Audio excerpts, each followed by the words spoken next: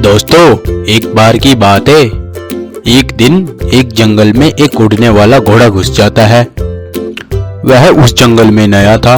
उसको जंगल के तौर तरीके कुछ भी मालूम नहीं थे। घोड़ा भूखा प्यासा इधर उधर भटकता जंगल में घूम रहा था।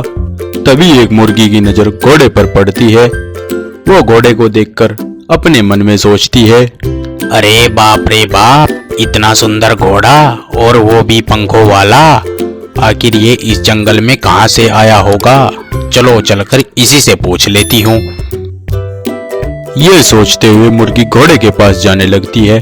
वह घोड़े के पास जाकर बड़ी डरी सी सहमी सी बोलती है, अरे घोड़े भाई, तुम इस जंगल में आसमान से आए हो क्या? क्योंकि मैंने तुमको पहले कभी नहीं देखा इस जंगल में। हा हा हा हा हा, तुमने ठीक पहचाना। मैं आया तो आसमान से ही हूँ, पर तुम कहाँ से आई हो?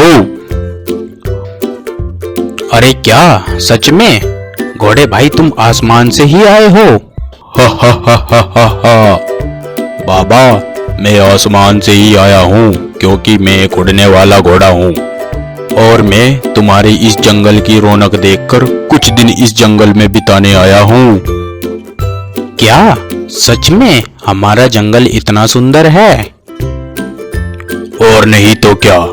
अच्छा, मुझे बहुत जोर से भूख और प्यास दोनों लगी है।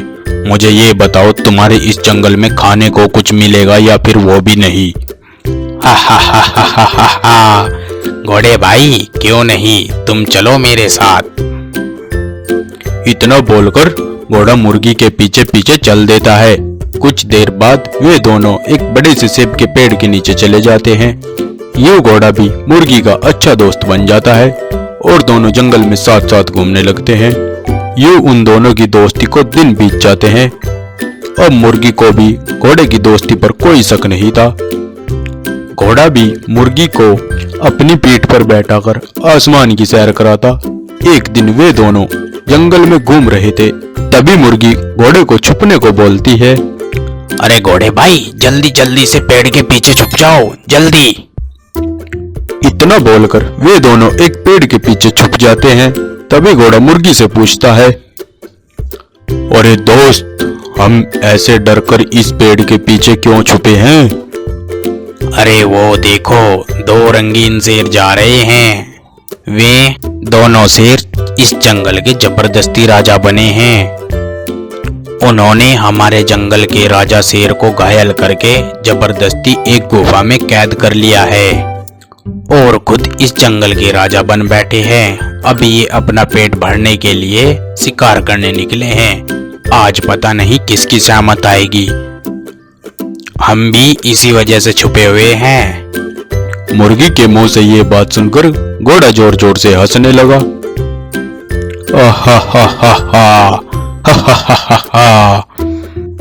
अरे घोड़े भाई, मैं तो इतनी चिंता में और तुम जोर जोर से हंस रहे हो।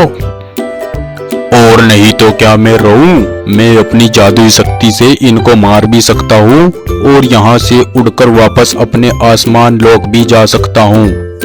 अच्छा तो तुम घबराओ मत, चलो आओ मैं तुमको तुम्हारे घर पर छोड़ दूं। इतना बोलकर मुर्गी घोड़े के ऊपर बैठ जाती है। घोड़ा आसमान में उड़कर मुर्गी को उसके घर पर छोड़ने के लिए उतरा तो उन दोनों ने देखा कि उन शेरों ने मुर्गी के बच्चों को चारों ओर से घेरा हुआ है। ये देखकर मुर्गी शेरों के पास जाती है और उनको बोलती है, अरे ओ नालायको, मेरे बच्चों को छोड़ दो। अगर तुम इतने ही ताकतवर हो तो मेरे घोड़े भाई से दो दो हाथ करो। मुर्गी के मुंह से ये बात सुनकर दोनों शेर गुस्से में घोड़े पर हमला कर देते हैं और घोड़ा अपनी शक्ति और ताकत से उन दोनों शेरों को मार देता है और फिर गुफा में जाकर जंगल के राजा शेर को आजाद करके घोड़ा उसको अपने स्पर्श से बिल्कुल ठीक कर देता है और उसको एक बार फिर जंगल का राजा घोषित करता है और हंसी खुशी उन सभी को अलविदा कहकर वहां से चला जाता है।